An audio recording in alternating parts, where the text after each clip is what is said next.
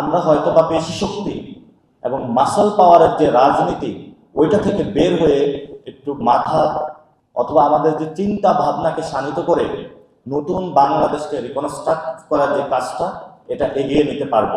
আমাদের আশাহত হওয়া চলবে না। আমরা মনে করি রাষ্ট্রকল্প লাইব্রেরি যে চিন্তার উদ্যোগটা নিয়েছে, আপনারা যদি এটা সবার সাথে এঙ্গেজ হন অথবা আপনার ব্যক্তির জায়গা থেকে আপনি যদি রাষ্ট্র গঠন নিয়ে আলোচনা শুরু করুন,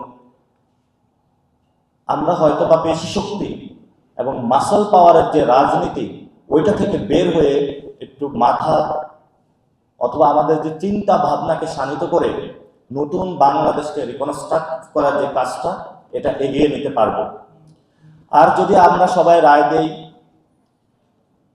যে আপনি একটা ওয়ার্ড কমিশনার ছিলেন, তারপর আপনি সংসদ সদস্য হয়ে যাবেন, তারপরে দুর্নীতি করবেন, চাঁদাবাজি করবেন, সব কিছু কইরা বড় লোক হবেন, তারপর আপনি পুরো বাংলাদেশ হলো গ্যাংস্টার বাহিনী করবেন, তারপরে বলবেন এটাই হলো বাংলাদেশের রাজনীতি। আর আপনাকে বলা হবে রাজনীতিতে জয়েন করো। জয়েন যদি তুমি না করো তবে তুমি বাংলাদেশ বিরোধী শক্তি। আমরা তরুণরা চাই যে বাংলাদেশটা নতুনভাবে রিকনস্ট্রাক্ট হোক। আমরাও উদ্যোগ নিচ্ছি, আপনারা অংশগ্রহণ করবেন এবং একটা নতুন জায়গায় আমাদের বাংলাদেশটা নিতে হবে। যদি এটা বিএনপি না পারে, যদি এটা জামায়াত ইসলামী না পারে, যদি এটা এনসিপি না পারে, আপনি দাঁড়ান নতুন করে, আপনি উদ্যোগ গ্রহণ করুন। কারণ আপনারই একটি ভাই এখানে শহীদ হয়েছে, তার জীবনটা দিয়ে গিয়েছে এই জন্য যে বাংলাদেশে একটি নতুন রাষ্ট্র গঠন হবে। তো আমাদের তরুণ প্রজন্মকে, যেহেতু বাংলাদেশের বড় একটা অংশ তরুণ প্রজন্ম এবং উইমেন, তাদেরকেও এই কাজটা এগিয়ে আসতে হবে। এই ইলেকশনে আমাদের অনেক সিনিয়র নেতৃবৃন্দ হলো, আমরা যখন রাষ্ট্র গঠনের একটা প্রক্রিয়া যাচ্ছি জয়েন করেছেন। তো আমি একজনকে বলেছিলাম যে আমাদের শরীরে ডায়াবেটিস নাই, আপনারা ডায়াবেটিস সেন্টারে না গিয়ে আমাদের তরুণদের সাথে ইলেকশনে অংশগ্রহণ করেন, দেখবেন দৌড়াতে দৌড়াতে সবার ডায়াবেটিস ঠিক হয়ে যাবে। অনেকগুলো আসনে রয়েছে যারা প্রতিনিয়ত মানুষের সামনে গিয়ে বলছে আপনারা না ভোটকে জয়যুক্ত করবেন। মানুষের ন্যূনতম বোধ না থাকলে, লজ্জা শরম না থাকলে এই ধরনের অ্যাক্টিভিটিস গুলো এই গণ অভ্যুত্থানের পরে কাজ চালাতে পারে বাংলাদেশে। আমরা সবাই একসাথে কাজ করতে চাই। জনাব জিয়াউর রহমান বাংলাদেশে রাষ্ট্র গাঠনিক প্রক্রিয়ায় 19 দফা কর্মসূচি দিয়েছিলেন। বেগম খালেদা জিয়া এখানে কাজ করেছিলেন, স্বৈরাচার এরশাদও এখানে হলো লোকাল গভর্নমেন্টের রিকনস্ট্রাকশনে কাজ করেছেন। এই বর্তমান যে সরকার রয়েছে তারাও কাজ করার জন্য প্রচেষ্টা চালিয়ে যাচ্ছেন। তো যেই বাচ্চাগুলা নিরাপদ সড়কে নেমে এসেছিল রাষ্ট্র মেরামতের জন্য ইনসাফের ভিত্তিতে, যে আমাদের ওসমান হাদি ভাই শহীদ হয়েছিল, এই ইনসাফের সমাজ বিনির্মাণের জন্য, নতুন করে রাষ্ট্রটা বানানোর জন্য 24-এ এতগুলো মানুষ শহীদ হলো।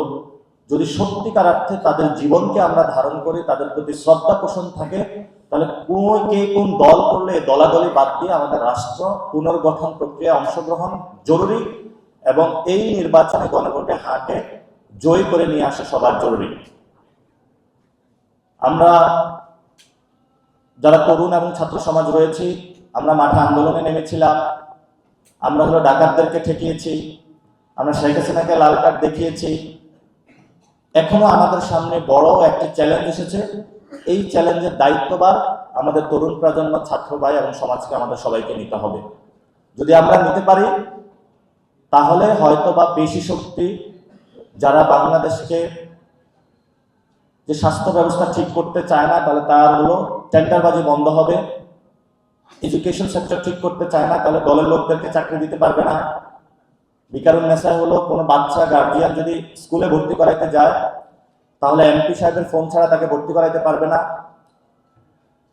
যদি অর্থনৈতিক ব্যবস্থা ঠিক হয় তাহলে ব্যাংক পাড়ায় গিয়ে 100 লোক নিয়ে গুন্ডামি করতে পারবে না। তারা এগুলোকে ভয় পায় না, ভয় পাওয়ার কারণে এখন বাধা দিচ্ছে। আমরা যদি সবাই ঐক্যবদ্ধভাবে, তারেক রহমান দেশে এসে বলেছিলেন ওনার একটি প্ল্যান আছে, এটা তো নিশ্চয় ভালো প্ল্যান হবে, খারাপ প্ল্যান তো আর হবে না। যেহেতু উনি শহীদ জিয়াউর রহমানের ছেলে, তা আমরা আশা করব ওনার প্ল্যানের মধ্যে আমাদের শহীদ ওসমান হাদী ভাই যে ইনসাফের কথা বলেছিলেন, ভারতীয় আধিপত্যবাদের বিরুদ্ধে কথা বলেছিলেন, সেই প্ল্যানের মধ্যে যাতে এটা অন্তর্ভুক্ত থাকে। ওই প্ল্যানের মধ্যে যাতে কিভাবে বাংলাদেশে চাঁদাবাজি বন্ধ করা যায় ওই প্ল্যানটা যাতে থাকে। ওই প্ল্যানের মধ্যে কিভাবে টেন্ডার সন্ত্রাস বন্ধ করা যায় যাতে ওই প্ল্যানের মধ্যে থাকে। যদি ওই প্ল্যানের মধ্যে না থাকে তাহলে এই প্ল্যানটা আমরা মনে করি বাংলাদেশের জন্য না, অন্য কারো স্বার্থ সংশ্লিষ্ট হয়ে এই প্ল্যানটা বাংলাদেশে প্রবেশ করবে। এজন্য আমরা আহ্বান জানাবো বিভিন্ন রাজনৈতিক দল যারা রাষ্ট্র গঠন প্রক্রিয়ায় অংশগ্রহণ করছেন, আপনারা মানুষের দিকে একটু তাকান, দলের স্বার্থ বাদ দিয়ে দেশের স্বার্থের দিকে তাকান। আমি ঢাকা ৮ আসনে 11 দলীয় জোট থেকে সংসদ সদস্য পদপ্রার্থী। আমি সকালবেলা ফজরের নামাজ পড়ে প্রত্যেকটা মসজিদে হাদী ভাইয়ের যারা ভক্তবৃন্দ তাদের সাথে মুসাফা করতেছি। সবার মধ্যে একটা নতুন স্পিরিটের জন্ম দিয়ে গিয়েছেন আমাদের শহীদ ওসমান হাদী। কিন্তু আজকে ৩২তম দিন ওনার শহীদ হওয়ার এই বর্তমান নির্লজ্জ সরকার শহীদ ওসমান হাদী ভাইয়ের বিচার প্রক্রিয়া নিয়ে কোন ভিজিবল ক্লিয়ার স্পষ্ট স্টেটমেন্ট জাতির সামনে হাজির করতে পারে নাই। তারা হলো ধরি মাছ না ছুঁই পানি, ওসমান হাদী ভাইয়ের জানাজার অ্যারেঞ্জমেন্ট করে দিয়েছে। অতটুকুই কিভাবে জনগণের ক্ষোভকে শেষ করা যায় এটা হলো তাদের একটা কায়দা কানুন ছিল। আমরা বর্তমান সরকার যারা রয়েছে, বিভিন্ন গোয়েন্দা সংস্থা থেকে শুরু করে সবাইকে বলবো মেরুদণ্ড আর বিক্রি করবেন না। আমাদের ভাই এই বিশ্ববিদ্যালয়ের সন্তান ইনসাফের রাজত্বের বাণী যিনি প্রচার করেছেন, কিভাবে পেশি শক্তি রাজনীতির টাকার খেলাকে বন্ধ করে সুন্দর ক্যাম্পেইনের আমাদেরকে দিয়ে গিয়েছেন, নতুন বাংলাদেশের স্বপ্ন দিয়েছেন, সেই ওসমান হাদী ভাই বিচার আপনারা কবে করবেন, কিভাবে করবেন সুস্পষ্ট রোড ম্যাপ জাতির সামনে হলো প্রকাশ করুন। যদি না করতে পারেন এই দায়ভার আপনাদের নিতে হবে।